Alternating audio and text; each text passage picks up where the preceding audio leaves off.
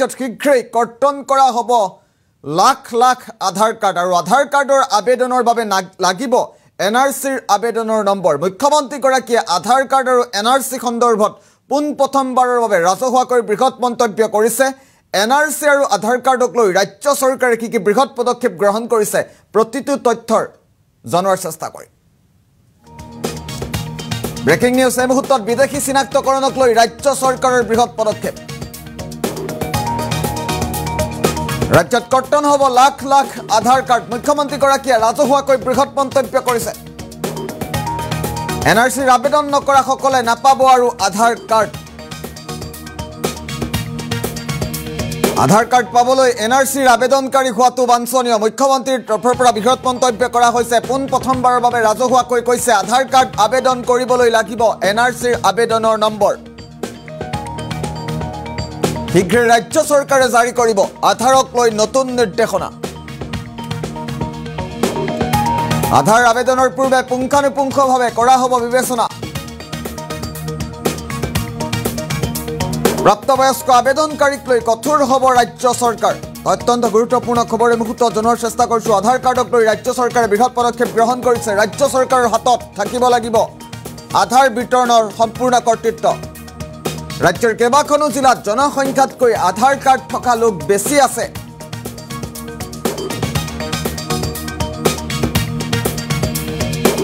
বৰপেটা, ধুবুৰী, নগাঁও, মৰিগাঁৱত বিদেশীৰ হাতত আছে আধাৰ কাৰ্ড।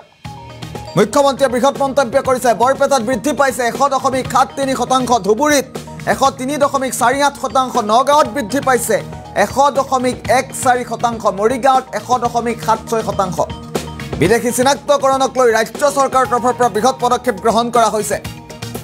আধাৰ কাৰ্ডক লৈ মুখ্যমন্ত্ৰীয়ে বৃহৎ মন্তব্য কৰিছে। ৰাজ্যত কৰ্তন হ'ব লাখ লাখ আধাৰ কাৰ্ড আৰু আধাৰ আবেদনৰ বাবে লাগিব এনআৰচিৰ নম্বৰ। এনআৰচি আবেদন নকৰা সকলে নাপাব আধাৰ কাৰ্ড। আধাৰ পাবলৈ এনআৰচিৰ আবেদনকাৰী হোৱাটো বাঞ্ছনীয়। গুৰুত্বপূৰ্ণ খবৰটো এই মুহূৰ্তত জনোৱাৰ চেষ্টা কৰিছোঁ। মুখ্যমন্ত্ৰীগৰাকীৰ তৰফৰ পৰা ৰাজহুৱাকৈ বৃহৎ মন্তব্য কৰা হৈছে। মুখ্যমন্ত্ৰীৰ মন্তব্য আছে এই মুহূৰ্তত। পোনে পোনে আধাৰ কাৰ্ড আৰু এনআৰচিক লৈ মুখ্যমন্ত্ৰীয়ে কি কৈছিল শুনাব বিচাৰিছোঁ।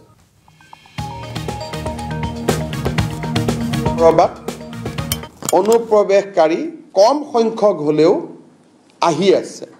সেইকাৰণে আমি অসম গভৰ্ণমেণ্টৰ ফালৰ পৰা বিদেশী নাগৰিক চিনাক্তকৰণৰ যিটো প্ৰক্ৰিয়া তাক আজি আমি ইণ্টেনচিফাই কৰিবৰ বাবে এটা আমি নিৰ্দেশ দিছোঁ আৰু এই নিৰ্দেশখন আমাৰ 7 ছেপ্টেম্বৰ আজিৰ দিনত আমি উলিয়াইছোঁ।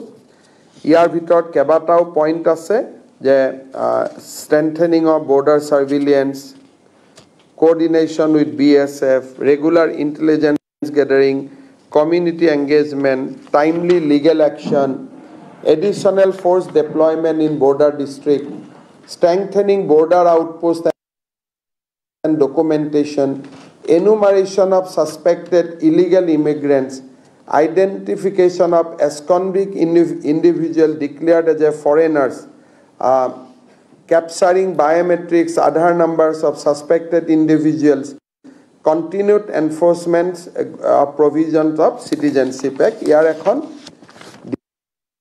ডিটেইল গাইডলাইন এখন অসম চৰকাৰে উলিয়াইছে, যিখন আপোনালোকক আমি ইয়াৰ কপি এটা আমি আপোনালোকক দিব পাৰিম আৰু সেই গাইডলাইনৰ কপি এটাও আজি আপোনালোকক দিব। ইয়াৰ গোটেই লক্ষ্যটো হ'ল ছেকেণ্ড লাইন ডিফেন্স শক্তিশালী কৰা আৰু বন্ধ হৈ থকা ফৰেইনাৰ্ছ আইডেণ্টিফিকেশ্যনৰ প্ৰক্ৰিয়াটোক আকৌ ফাষ্ট ট্ৰেক কৰা। আজি বহুত দিন ধৰি 2014 চনৰ পৰাই বৰ্ডাৰ পুলিচ যিটো আমাৰ উইং আছে তেওঁলোক এক প্ৰকাৰ নিষ্ক্ৰিয় হৈ আছিলে আৰু এনআৰচিৰ কাৰণে অপেক্ষা কৰি ফৰেইনাৰ্ছ আইডেণ্টিফিকেশ্যনটো একেবাৰে কমাই দিছিলে। এতিয়া আমি সেই প্ৰক্ৰিয়াটো শক্তিশালী কৰিব খুজিছোঁ আৰু তাৰ কাৰণে যিখন OM ওলাইছে সেই OMৰ যিটো কপি সেই কপিটো আমি আপোনালোকক আগবঢ়াই দিম, যাতে তেতিয়া আপোনালোকভাৱে আমি বিবেচনা কৰিম। এতিয়াৰ পৰা পোনে পোনে বায়োমেট্ৰিক দিলে আধাৰ পোৱা ৰাস্তাটো বন্ধ হৈ যাব চাহ বাগিচাত আমি কিছু আধাৰ দিব বাকি আছে সেইকাৰণে চাহ বাগিচাৰ লোকৰ কাৰণে এতিয়া আমাৰ এইটো নিৰ্দেশ প্ৰযোজ্য নহব কিন্তু বাকি জিলাসমূহত প্ৰাপ্তবয়স্ক লোকৰ কাৰণে আমি আধাৰ পোৱাটো অলপ কঠিন আৰু আমি টান কৰিবৰ কাৰণে গৈ আছো যিসকল জেনুইন মানুহৰ হাতত এতিয়াও আধাৰ নাই তেওঁলোকে আবেদন কৰি লৈ লওক আমি এছঅপি এখন দিম কিন্তু অহা 1 তাৰিখৰ পৰা 1 অক্টোবৰৰ পৰা অসমত আধাৰ লাভ কৰাটো এটা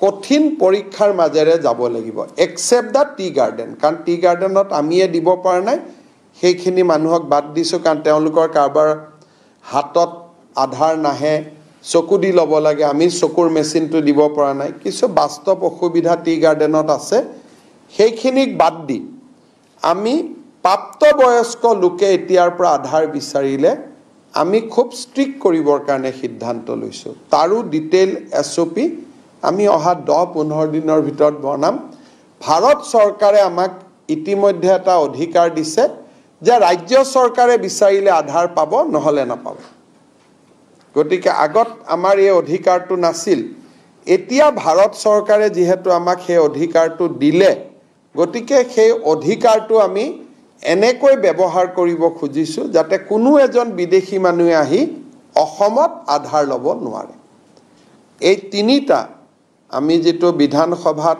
এটা প্ৰক্ৰিয়া আৰম্ভ কৰিছিলো এইবাৰ চেপ্টাৰ 12 হেদি সেই প্ৰক্ৰিয়াটো আমি অলপ আগুৱাই লৈ গৈ আছো ৰখি যোৱাটো কথাই নাই আমি অলপ গুটেই প্ৰক্ৰিয়াটো আগুৱাই লৈ যাব খুজিছো আপোনালোকক মই উদাহৰণ দিছো বৰপেটাত আধাৰ লোৱাৰ মানুহৰ সংখ্যা 103% 100% লৈকে আমাৰ দায়িত্ব কিন্তু 3% মানুহ এক্সট্ৰা ধুবুৰীত 103 মৰিগাঁৱত 101 নগাঁৱত 101 ফিজিক্যাল টাৰ্গেটতকৈ বেছি মানুহে আধাৰ লৈছে